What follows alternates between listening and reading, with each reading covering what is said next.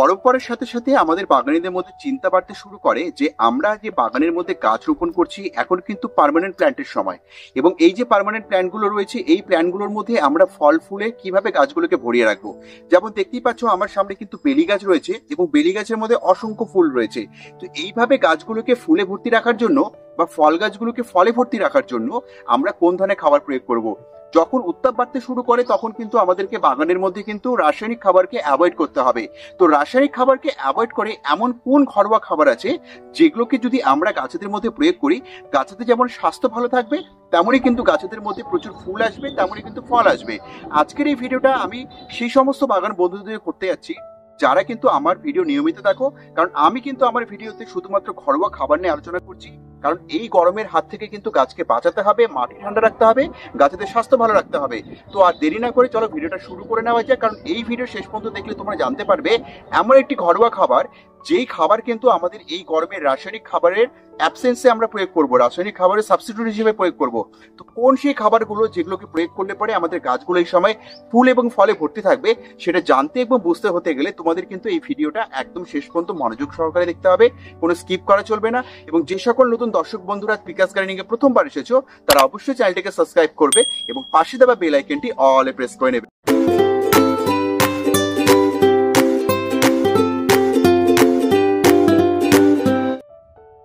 এই গ্রীষ্মকালে আমাদের গাছকে ভরপুর পরিমাণে যদি পুষ্টিমূল্যের ঘাটতিকে পূরণ করতে হয়, তার টবের মাটির মধ্যে খাবারের যোগানকে ভালো রাখতে হয়, যদি রাসায়নিক খাবারের সাবস্টিটিউট হিসেবে আমাদেরকে খাবার প্রয়োগ করতে হয়, তাহলে এখন যে খাবারটা আমি তৈরি করে তোমাদেরকে দেখাবো এই খাবারটা এই গ্রীষ্মকালে গাছেদের প্রয়োগ করো।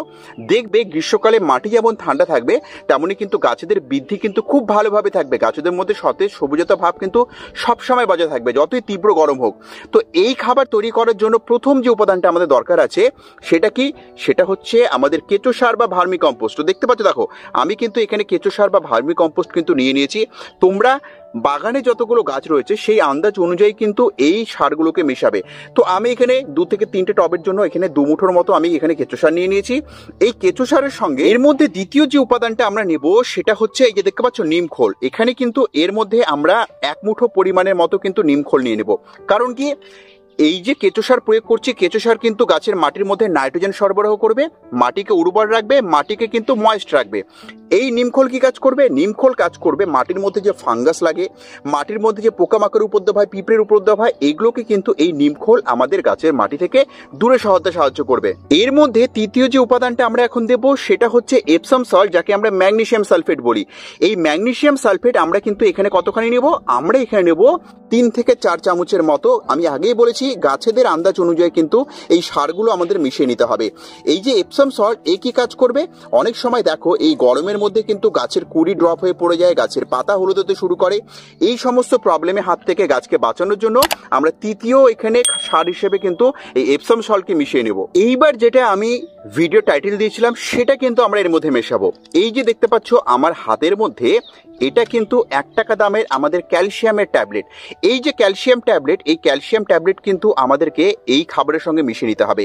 কারণ একটি গাছের বৃদ্ধির জন্য যেমন নাইট্রোজেন দরকার আছে, ফসফরাসের দরকার আছে, তেমনই কিন্তু আমাদের ক্যালসিয়ামের দরকার আছে। ক্যালসিয়াম কিন্তু শেকড়কে সঠিক করতে সাহায্য করে, গাছের কাণ্ডকে স্টেবিলিটি আনতে সাহায্য করে। এই খাবারের সঙ্গে আমরা কি করব, একটি ক্যালসিয়ামের ট্যাবলেটকে নেব এবং ক্যালসিয়াম ট্যাবলেটটাকে ভালো করে কিন্তু এইভাবে আমরা গুঁড়ো করে নেব। এই যে ট্যাবলেটটাকে আমরা গুঁড়ো করে নিলাম, সর্বশেষ চতুর্থ উপাদান হিসেবে কিন্তু এই গুঁড়োটাকে আমরা এই খাবারের সঙ্গে কিন্তু মিশিয়ে নেব। আমাদের কিন্তু এই ঘরোয়া জৈব খাবার কিন্তু সম্পূর্ণ পরিমাণে রেডি হয়ে এসেছে, কিন্তু গাছে প্রয়োগ করার আগে আমাদেরকে কি করতে হবে, এই প্রত্যেকটি খাবারকে কিন্তু একে অপরের সঙ্গে ভালো করে এইভাবে কিন্তু মিশিয়ে নিতে হবে। মিশিয়ে নিলে হবে কি, এটা কিন্তু একটা মিক্স খাবারে পরিণত হয়ে গেল। প্রতি 15 থেকে 20 দিনে আমাদের বাগানের সমস্ত রকম ফুল গাছ এবং ফল গাছ, সেটা বেলি ফুলের গাছ হোক, গোলাপ ফুলের গাছ হোক, আমাদের কাছে টগর ফুলের গাছ হোক, আমাদের কাছে জবা ফুলের গাছ হোক, প্রত্যেকটা গাছের মধ্যে যদি আমরা এই টবের মধ্যে প্রতি 15 থেকে 20 দিনে এই যে মিক্স খাবারটা তৈরি করলাম, এই খাবার যদি আমরা 1 থেকে 2 মুঠো করে প্রত্যেকটা টবের মধ্যে দিয়ে দিতে পারি, 1 টাকা দামের এই ক্যালসিয়াম ট্যাবলেটকে কাজে লাগিয়ে এই যে ঘরোয়া মিক্স খাবারটা আমরা তৈরি করলাম, এই মিক্স খাবার কিন্তু আমাদের রাসায়নিক খাবারের কিন্তু সাবস্টিটিউট হিসেবে গোটা গ্রীষ্মকালে যদি আমরা বাগানের সমস্ত রকম গাছে প্রয়োগ করি, জবা ফুলের গাছ হোক, গোলাপ ফুলের গাছ হোক, ফল গাছ হোক, ফুল গাছ হোক, প্রত্যেকটা গাছে যদি এই খাবার আমরা ক্রমাগতভাবে 15 থেকে 20 দিনে প্রয়োগ করতে থাকি, তাহলে কিন্তু এই খাবারের প্রয়োগ প্রয়োগে আমাদের বাগানের আলাদাই কিন্তু গ্রোথ আসবে। এমন কিন্তু আমাদের বাগানের প্রত্যেকটা গাছের টবের মাটির কিন্তু পুষ্টিমূলের ঘাটতিকে পূরণ করতে এই জৈব ঘরোয়া খাবার কিন্তু সম্পূর্ণভাবে সম্পূর্ণ। তো আর দেরি না করে নিজেরা বাগানের মধ্যে বানিয়ে নাও এই ঘরোয়া জৈব খাবার এবং সেগুলো টবে প্রয়োগ করো। প্রয়োগ করার পর কি বেনিফিট পাচ্ছ সেটা অবশ্যই আমাদেরকে কমেন্টের মাধ্যমে জানাবে। তো বন্ধুরা, এতক্ষণ ধরে ধৈর্য দিয়ে ভিডিওটাকে দেখার জন্য তোমাদেরকে অশেষ ধন্যবাদ। এভাবে আমাদের ভিডিওগুলো দেখতে থাকো, এভাবে পিকাস গার্ডেনিংকে নিজেদের ভালোবাসা দিতে থাকো। দেখা হবে পরবর্তী ভিডিওতে এরকম আরও নানান ইনফরমেশন নিয়ে, এরকম আরও নানান গুরুত্বপূর্ণ টিপস এবং ট্রিক্স নিয়ে। কিন্তু ততক্ষণের জন্য আমার প্রত্যেকটা বন্ধুকে আমি এখানেই জানাচ্ছি আজকের মতো নমস্কার।